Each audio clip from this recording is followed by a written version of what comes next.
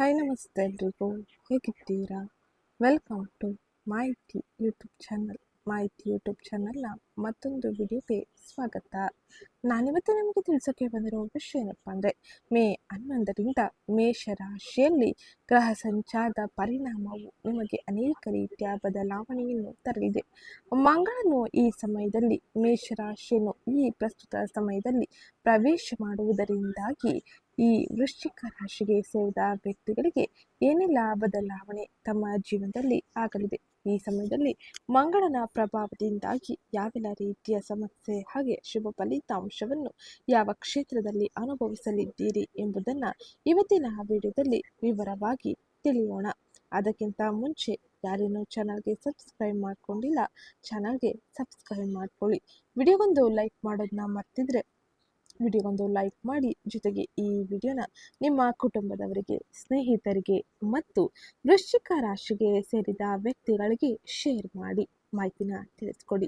ಜೊತೆಗೆ ಇವತ್ತಿನ video comment ಬಾಕ್ಸ್ನಲ್ಲಿ ಓಂ ಮಂಗಳಾದಿತ್ಯಾಯ ನಮಃ, ಮಹಾಲಕ್ಷ್ಮೀ ನಮಃ ಎಂಬ ಕಮೆಂಟ್ ಮಾಡಿ. ಜ್ಯೋತಿಷ್ಯ ಶಾಸ್ತ್ರದ ಪ್ರಕಾರ ಗ್ರಹಗಳ ಸೇನಾಧಿಪತಿಯಾದ ಮಂಗಳ ಗ್ರಹವು ತನ್ನದೇ ರಾಶಿಯಾದ ಮೇಷ ರಾಶಿಯಲ್ಲಿ 2026 ಮೇ 11 ಮಧ್ಯಾಹ್ನ 12:47 ತನ್ನ ಸಂಚಾರವನ್ನು ಆರಂಭಿಸಲಿದ್ದಾನೆ. ಇದರಿಂದಾಗಿ ಉತ್ಸಾಹ, ಸಾಹಸ ಹಾಗೂ ದೃಢ ಸಂಕಲ್ಪಗಳಲ್ಲಿ ವೃದ್ಧಿಯಾಗುತ್ತದೆ. ಹಾಗೆ ಮಂಗಳನ ಈ ಸಂಚಾರದಲ್ಲಿ ಕೆಲಸದಲ್ಲಿ ಇರುವವರಿಗೆ ಪ್ರೇರಣೆ, ಮಹತ್ವಾಕಾಂಕ್ಷೆಗಳು, ಪರಿಸ್ಥಿತಿಯಲ್ಲಿ ಉತ್ತಮವಾದ ಬದಲಾವಣೆಗಳು ಇರಲಿದೆ. ಹಾಗೆ ಈ ಸಂದರ್ಭದಲ್ಲಿ ಕೆಲವು ರಾಶಿಗೆ ಸೇರಿದ ಜನರು ಆತ್ಮವಿಶ್ವಾಸ ಮತ್ತು ನಿರ್ಧಾರ ತೆಗೆದುಕೊಳ್ಳುವ ಸಾಮರ್ಥ್ಯವನ್ನು ಸಾಕಷ್ಟು ವೃದ್ಧಿಗೊಳಿಸಿಕೊಳ್ಳಲಿದ್ದಾರೆ.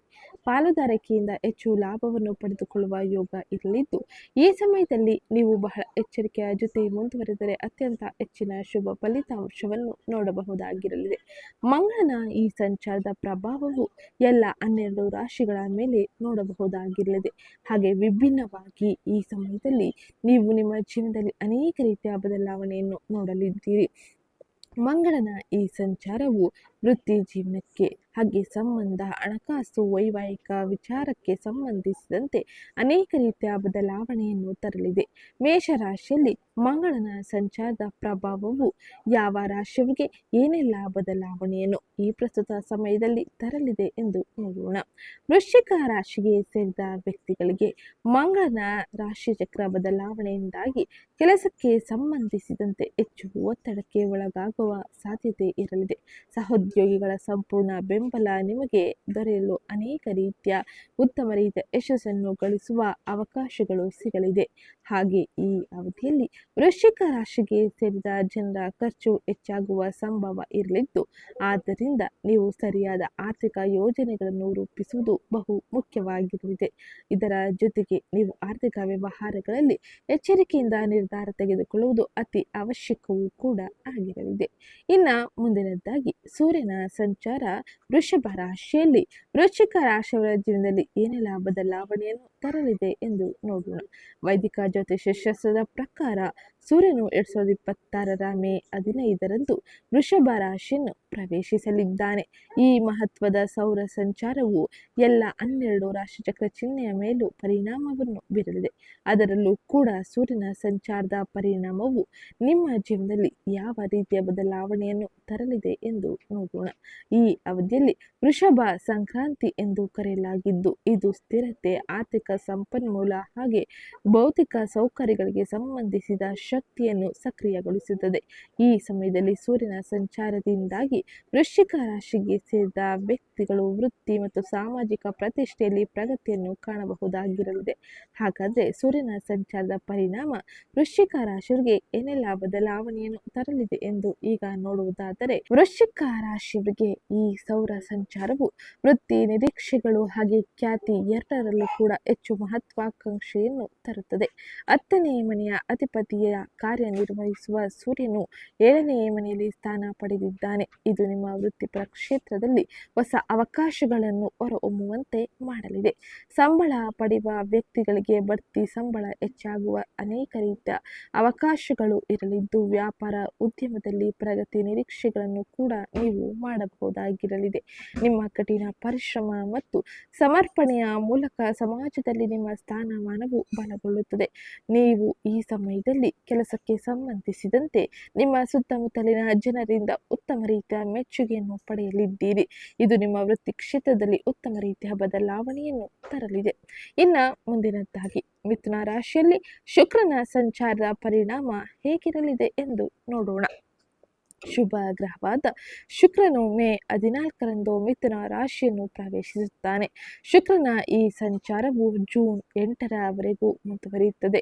ಶುಕ್ರನ ಈ ಸಂಚಾರದ ಬದಲಾವಣೆಯಿಂದಾಗಿ ಈ ಸಮಯದಲ್ಲಿ ವೃಶ್ಚಿಕ ರಾಶಿಗೆ ಸೇರಿದ ವ್ಯಕ್ತಿಗಳು ತಮ್ಮ ಜೀವನದ ವಿವಿಧ ಅಂಶಗಳಲ್ಲಿ ಅನೇಕ ರೀತಿಯ ಬದಲಾವಣೆಯನ್ನು ಕಾಣಲಿದ್ದು, ಅದರಲ್ಲೂ ಕೂಡ ಈ ಅವಧಿಯಲ್ಲಿ ತಮ್ಮ ಸಂಗಾತಿಗಾಗಿ ಸ್ವಲ್ಪ ಸಮಯವನ್ನು ಮೀಸಲಾಗಿ ಇಡುವುದು ಉತ್ತಮವಾಗಿರಲಿದೆ.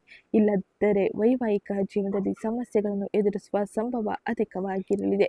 ಈ ಅವಧಿಯು ಆರ್ಥಿಕ ವಿಚಾರಗಳಿಗೆ ಸಂಬಂಧಿಸಿದಂತೆ ಸಾಮಾನ್ಯವಾಗಿ ನೀವು ಅತ್ಯಂತ ಹೆಚ್ಚಿನ ತೊಂದರೆಗೆ ಒಳಗಾಗುವ ಸಾಧ್ಯತೆ ಇರಲಿದೆ ಎಂಬುದನ್ನು ಇಲ್ಲಿ ತೋರಿಸಲಿದೆ.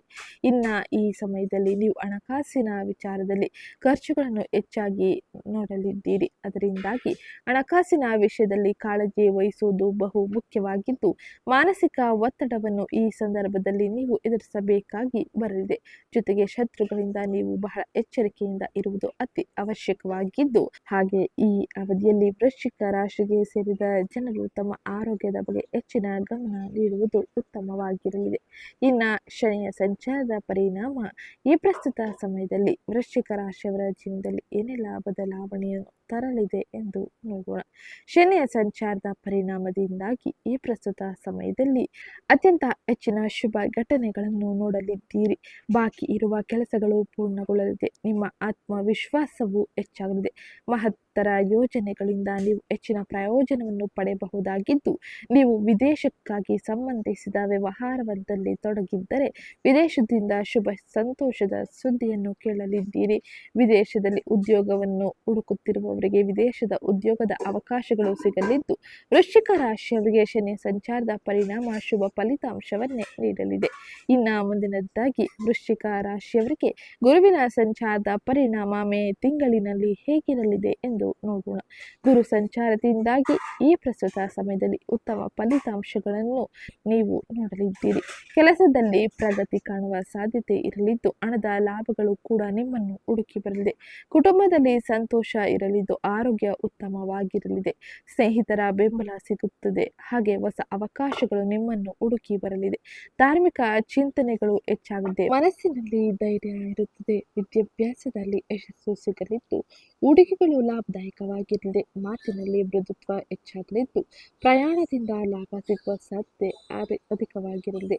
ಹಳೆಯ ಸಮಸ್ಯೆಗಳು ಕಡಿಮೆಯಾಗಲಿದ್ದು, ಒಟ್ಟಾರೆಯಾಗಿ ಈ ಸಮಯದಲ್ಲಿ ಅತ್ಯಂತ ಹೆಚ್ಚಿನ ಶುಭ ಫಲಿತಾಂಶಗಳು ಸಿಗಲಿದೆ. ಇನ್ನು ಬುಧನ ಸಂಚಾರದ ಪರಿಣಾಮ ಹೇಗಿರಲಿದೆ ಎಂದು ನೋಡೋಣ. ವೈದಿಕ ಜ್ಯೋತಿಷ್ಯ ಶಾಸ್ತ್ರದ ಪ್ರಕಾರ ಬುಧನ ಗ್ರಹವು ಬುದ್ಧಿಶಕ್ತಿ, ತರ್ಕ, ಮಾತು, ವ್ಯಾಪಾರ, ಶಿಕ್ಷಣ, ನಿರ್ಧಾರ ತೆಗೆದುಕೊಳ್ಳುವ ಸಾಮರ್ಥ್ಯವನ್ನು ಸೂಚಿಸುತ್ತಾನೆ. ಈ ಪ್ರಸ್ತುತ ಸಮಯದಲ್ಲಿ ಮೇಷ ರಾಶಿಯಲ್ಲಿ ಬುಧನ ಸಂಚಾರದ ಪರಿಣಾಮದಿಂದಾಗಿ ವೃಶ್ಚಿಕ ರಾಶಿಗೆ ಸೇರಿದ ವ್ಯಕ್ತಿಗಳು ಪ್ರಮುಖವಾಗಿ ಈ ಎಲ್ಲ ಬದಲಾವಣೆಯನ್ನು ನೋಡಲಿದ್ದಾರೆ. ವೃಶ್ಚಿಕ ರಾಶಿಗೆ ಸೇರಿದ ವ್ಯಕ್ತಿಗಳಿಗೆ ಬುಧನು ಪ್ರಬಲ ದುಷ್ಟಶಕ್ತಿಯಾಗಿ ನಿಮ್ಮ ಮೇಲೆ ಪ್ರಬಲವಾದ ಪ್ರಭಾವವನ್ನು ಬೀರಲಿದ್ದಾನೆ. ಏಕೆಂದರೆ ಅದು ನಿಮ್ಮ ಲಗ್ನಾಧಿಪತಿ ಮಂಗಳನೊಂದಿಗೆ ಉತ್ತಮ ಸಂಬಂಧವನ್ನು ಹಂಚಿಕೊಳ್ಳುವುದಿಲ್ಲ. ಎರಡನೆಯದಾಗಿ ಅದು ಅಷ್ಟು ಒಳ್ಳೆಯದಲ್ಲ. 8ನೇ ಮನೆ ಮತ್ತು 11ನೇ ಮನೆಗಳನ್ನು ಆಳುತ್ತದೆ. 8ನೇ ಅಧಿಪತಿ ಜೀವನದಲ್ಲಿ ಹಠಾತ್ ಬದಲಾವಣೆಗಳು, ಏರಿಳಿತಗಳು, ಗೌಪ್ಯತೆಯ ಮನೆ, ಬಹಳ ನಿಗೂಢ ಮನೆಯನ್ನು ಪ್ರತಿನಿಧಿಸುತ್ತದೆ. ಇದು ನಿಮಗೆ ದೀರ್ಘಕಾಲಾಯುಷ್ಯವನ್ನು ಸಹ ಆಳುತ್ತದೆ. ಆದ್ದರಿಂದ ಎಲ್ಲ ಹಠಾತ್ ರೂಪಾಂತರಗಳನ್ನು ಬುಧ ಆಳುತ್ತಾನೆ. ಬುಧನು 11ನೇ ಮನೆಯನ್ನು ಸಹ ಆಳುತ್ತಾನೆ. ಆದ್ದರಿಂದ ಒಂದೆಡೆ ಇದು ನಿಮ್ಮ ಲಾಭಗಳನ್ನು, ನಿಮ್ಮ ಭೌತಿಕ ಸೌಕರ್ಯಗಳನ್ನು, ನಿಮ್ಮ ಆದಾಯವನ್ನು ಆಳುತ್ತದೆ. ಇನ್ನು ಈ ಬುಧನು ದೈನಂದಿನ ದಿನಚರಿ, ಶತ್ರುಗಳು, ರೋಗಗಳು, ಹಾಗೆ ಆರೋಗ್ಯ ಮತ್ತು ಯೋಗಕ್ಷೇಮವಾದ 6ನೇ ಮನೆಯಲ್ಲಿ ಸಾಗುತ್ತದೆ. 8ನೇ ಮನೆ ಅಧಿಪತಿ 6ನೇ ಮನೆಯಲ್ಲಿ ಸಂಚರಿಸುವುದರಿಂದಾಗಿ ನೀವು ಕೆಲವು ವಿರೋಧಗಳನ್ನು ಎದುರಿಸಲಿದ್ದೀರಿ. ಹಾಗಾಗಿ ಈ ಸಮಯದಲ್ಲಿ ಸ್ನೇಹಿತರು, ಕೆಲಸದ ಸ್ಥಳದಲ್ಲಿ ಕೆಲವು ಘರ್ಷಣೆಗೆ ಅನೇಕ ರೀತಿಯ ಸಾಧ್ಯತೆಯನ್ನು ಮಾಡಿಕೊಡಲಿದ್ದಾರೆ. ಯಾರನ್ನಾದರೂ ನಂಬುವ ಮೊದಲು ಅವರ ಜೊತೆ ಸ್ವಲ್ಪ ಸಮಯ ಕಳೆಯಿರಿ ನಂತರ ಮುಂದುವರಿಯಿರಿ. ನಿಮ್ಮ ಆರೋಗ್ಯ ಮತ್ತೆ ಏರಿಳಿತದಲ್ಲಿ ಇರಲಿದೆ. ನಿಮ್ಮ ದಿನಚರಿಯಲ್ಲಿ ಬಹಳ ಸುಧಾರಣೆಗಳನ್ನು ಬದಲಾವಣೆಯನ್ನು ತರುವುದು ಅತಿ ಮುಖ್ಯವಾಗಿರಲಿದೆ. ಇದು ವೃಶ್ಚಿಕ ರಾಶಿಯವರು ಪ್ರಮುಖವಾಗಿ ಗ್ರಹ ಸಂಚಾರದಿಂದಾಗಿ ನೋಡುವ ಬದಲಾವಣೆಗಳಾಗಿದ್ದು, ಇನ್ನು ಈ ಎಲ್ಲ ಗ್ರಹ ಸಂಚಾರದ ಪರಿಣಾಮ ಪ್ರಮುಖವಾಗಿ ನಿಮ್ಮ ಜೀವನದ ವೃತ್ತಿ, ವ್ಯವಹಾರ, ಆರ್ಥಿಕತೆ, ಆರೋಗ್ಯ, ಶಿಕ್ಷಣ, ಕುಟುಂಬ ಹಾಗೆ ಇನ್ನಿತರ ಕ್ಷೇತ್ರದ ಮೇಲೆ ಏನೆಲ್ಲ ಬದಲಾವಣೆಯನ್ನು ತರಲಿದೆ ಎಂಬುದನ್ನು ನೋಡೋಣ. ಅದಕ್ಕಿಂತ ಮುಂಚೆ ಯಾರೇನೋ ಚಾನಲ್ಗೆ ಸಬ್ಸ್ಕ್ರೈಬ್ ಮಾಡ್ಕೊಂಡಿಲ್ಲ, ಚಾನಲ್ಗೆ ಸಬ್ಸ್ಕ್ರೈಬ್ ಮಾಡ್ಕೊಳ್ಳಿ. ವಿಡಿಯೋಗೊಂದು ಲೈಕ್ ಮಾಡೋದನ್ನ ಮರ್ತಿದ್ರೆ ವಿಡಿಯೋಗೊಂದು ಲೈಕ್ ಮಾಡಿ, ಜೊತೆಗೆ ಈ ವಿಡಿಯೋನ ನಿಮ್ಮ ಕುಟುಂಬದವರಿಗೆ, ಸ್ನೇಹಿತರಿಗೆ ಹಾಗೆ ವೃಶ್ಚಿಕ ರಾಶಿಗೆ ಸೇರಿದ ವ್ಯಕ್ತಿಗಳಿಗೆ ಶೇರ್ ಮಾಡಿ ಮಾಹಿತಿನ ತಿಳಿಸ್ಕೊಡಿ.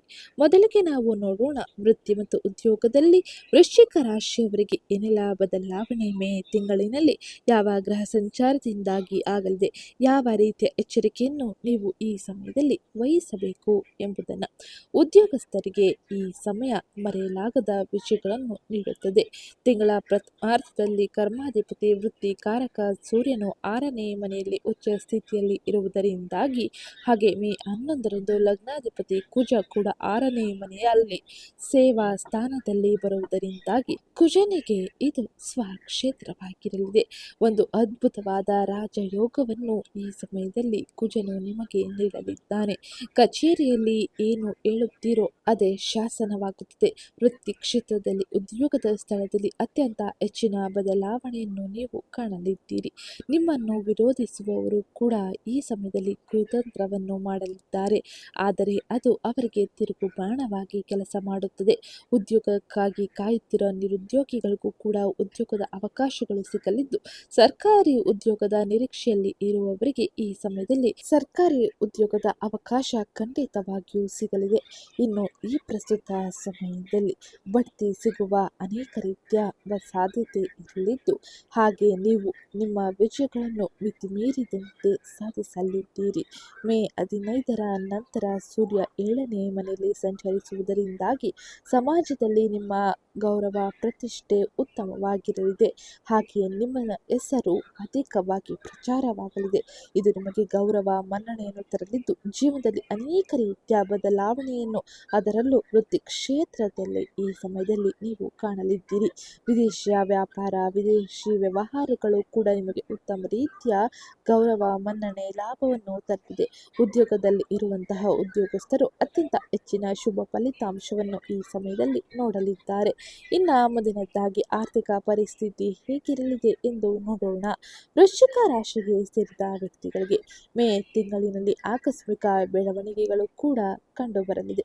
ಧನಾಧಿಪತಿಯಾದ ಗುರು ಭಗವಾನ್ ಅಷ್ಟಮ ಸ್ಥಾನದಲ್ಲಿ 8ನೇ ಮನೆಯಲ್ಲಿ ಇರುವುದರಿಂದಾಗಿ, ಇದರ ಜೊತೆಗೆ ಮೇ 14ರಂದು ವ್ಯಯ ಮತ್ತು ಸಪ್ತಮಾಧಿಪತಿಯಾದ ಶುಕ್ರ ಕೂಡ ಅಷ್ಟಮಕ್ಕೆ ಬರುವುದರಿಂದಾಗಿ, ಈ ಅಷ್ಟಮ ಸ್ಥಾನದ ಗ್ರಹ ಸಂಯೋಗದಿಂದಾಗಿ ಇತರರ ಹಣ ನಿಮಗೆ ಒಲಿಯುತ್ತದೆ. ಅದರಲ್ಲೂ ಪಾಲುದಾರರು ಮತ್ತು ಪಿತ್ರಾರ್ಜಿತ ಆಸ್ತಿಗಳಿಗೆ ಸಂಬಂಧಿಸಿದಂತೆ ನೀವು ಅನೇಕ ರೀತಿಯ ಶುಭ ಸುದ್ದಿಗಳನ್ನು ಕೇಳಲಿದ್ದೀರಿ.